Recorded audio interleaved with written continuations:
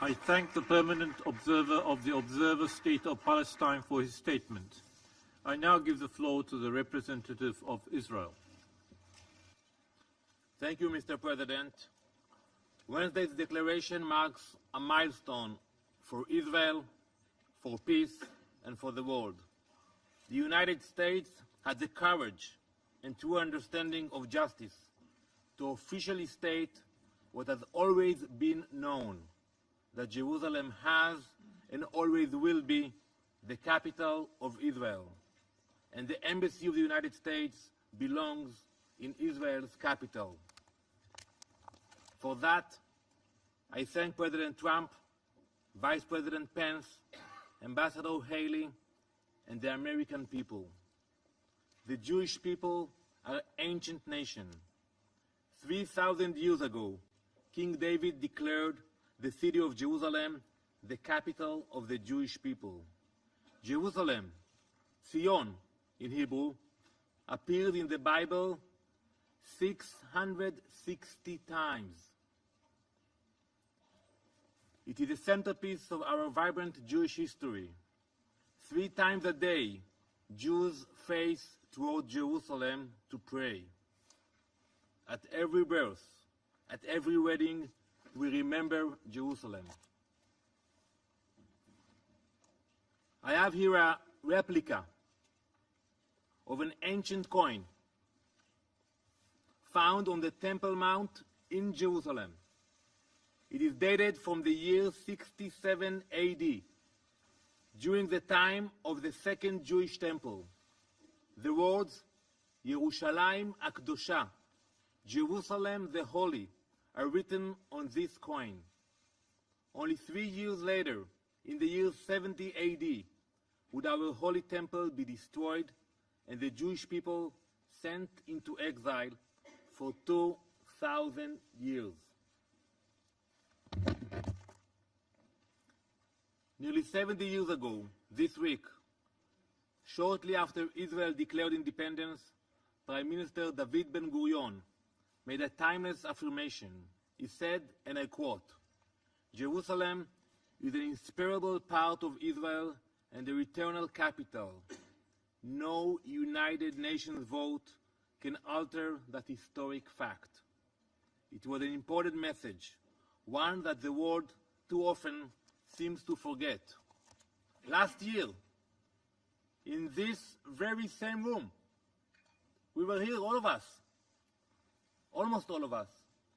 The Security Council passed the shameful resolution 2334. This council had the audacity, the chutzpah, to say that Israel's presence at the Western Wall in Jerusalem has, and I quote, "no legal validity," and constitutes a flagrant violation under international law. Then, in May 2017, UNESCO, the organization responsible for preserving cultural heritage, passed a resolution declaring that Israel has no legal or historical rights anywhere in Jerusalem. It was one historical wrong after another. That is why President Trump's decision was so important. The United States had the courage and the sound moral judgment to right these historic wrongs. They recognized Jerusalem as the capital of the State of Israel. Middle Eastern capitals are not known for tolerance. They are not known for freedom of religion, but not in Israel. Jerusalem, under a sovereign Israel, is more free and more open to people of all religions than at any other time in history. In Jerusalem, all people practice their religions freely. These values are enshrined in our Declaration of Independence, the founding document of our state. We pledged, and I quote, to safeguard the holy places of all religions. We have always known that Jerusalem is holy for others too. From the moment of our founding, we pledged to create a state that would honor that holiness, a democracy that would respect and value the traditions of all people. That has never changed. That will never change. Not this past week, not tomorrow, not ever. The announcement on Wednesday revealed a sad truth about some people around the world. The people who threaten to ignite a wave of violence against Israel and Jews everywhere. The people who may claim they want peace, but whose actions speak louder than their words. That is why today, every member of this council must send a clear message.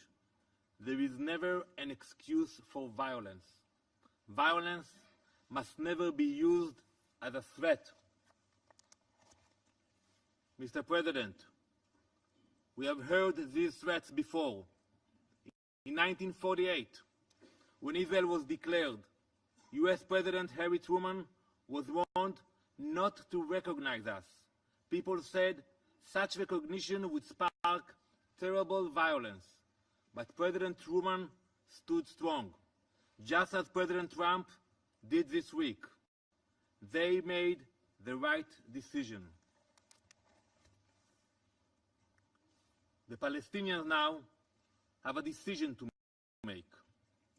They can choose violence, as they have always done, and as we speak, we receive reports about rockets flying from Gaza into Israel, or they can choose to join us at the negotiating table. They can meet us to talk in Ramallah, in Jerusalem, or anywhere around the world. I sincerely hope they make the right decision. The American announcement should serve as a reality check for the Palestinians and for the nations of the world. They can see this moment for what it is, an opportunity to initiate hope. They can realize what has always been true, that recognizing Jerusalem as Israel's capital is a critical and necessary step for peace.